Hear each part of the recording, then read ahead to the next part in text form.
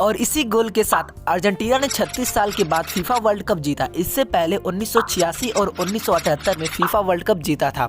यह FIFA world cup Qatar 2022 जितना अच्छा था उतना कंट्रोवर्सी में था। तो चलिए दोस्तों जानते हैं कि आखिर क्यों फीफा वर्ल्ड कप कतर 2022 को अब तक का सबसे कंट्रोवर्शियल फीफा वर्ल्ड कप कहा जा रहा है। लेकिन इससे पहले इस फीफा वर्ल्ड कप के रिलेटेड कुछ फैक्ट को जानना बहुत जरूरी है। फैक्ट नंबर 1 है, ऐसा पहली बार हुआ है कि फीफा वर्ल्ड कप किसी अरब कंट्री में ऑर्गेनाइज हुआ था। फैक्ट नंबर 2 है, इस फीफा वर्ल्ड कप में अब तक के खेले गए किसी भी फीफा वर्ल्ड कप से सबसे ज़्यादा गोल स्कोर किए गए। इस फीफा वर्ल्ड कप में 172 गोल स्कोर किए गए। इससे पहले 2014 और 1998 में 171 गोल स्कोर किए गए थे। फैक्ट नंबर 3, यह फीफा वर्ल्ड कप अब तक का सबसे एक्सपेंसिव फीफा वर्ल्ड कप था। एक रिपोर्ट के मुताबिक कतर ने करीबन $300 बिलियन स्पेंड किया था इस वर्ल्ड कप को ऑर्गेनाइज करने के लिए। वहीं फीफा वर्ल्ड कप रसिया 2018, रसिया ने सिर्फ $14.2 बिलियन ही स्पेंड किया था। फैक्ट नंबर 4, यह फीफा वर्ल्ड कप अब तक का सबसे शॉर्टेस्ट वर्ल्ड कप था जो सिर्फ 28 दिन तक चला और 32 टीमों ने पार्टिसिपेट किया था।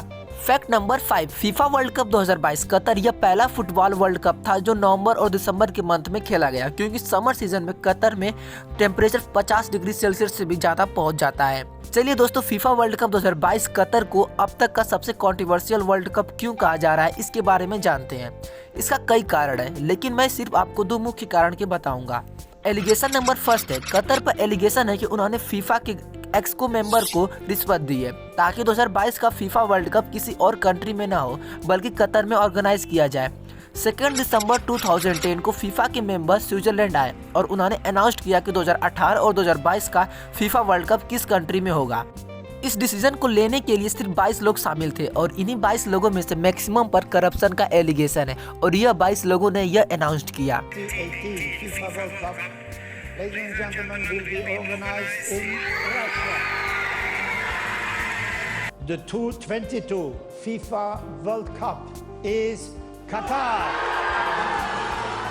कई रिपोर्ट का कहना है कि कतर ने एक्सको के मेंबर को रिश्वत देकर यह वर्ल्ड कप अपने कंट्री में ऑर्गेनाइज करवाया। आगे बढ़ने से पहले यह समझते हैं कि यह एक्सको है क्या।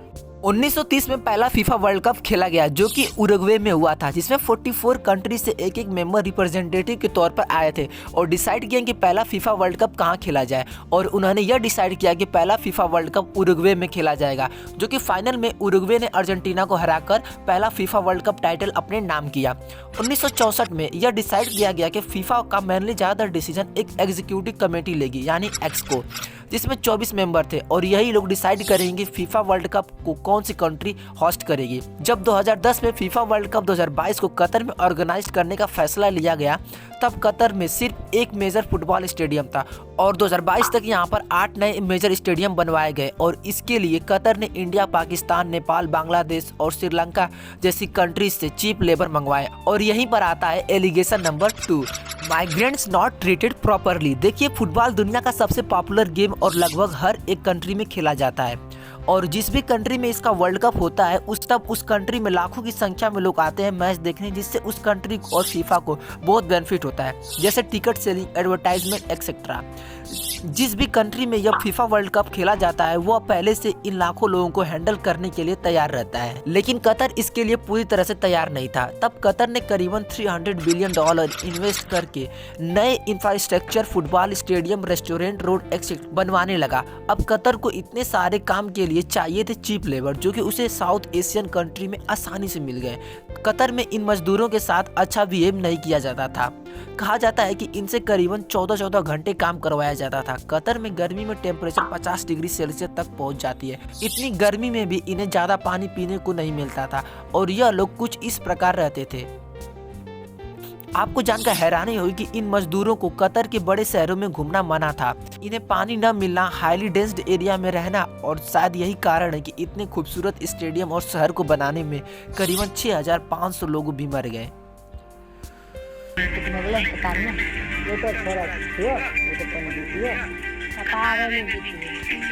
सो गाइस, आपका इस पर क्या राय है कमेंट कर जरूर बताइएगा और वीडियो अच्छा लगा चैनल को सब्सक्राइब करिएगा और शेयर करिएगा। Thanks for watching. जय हिंद।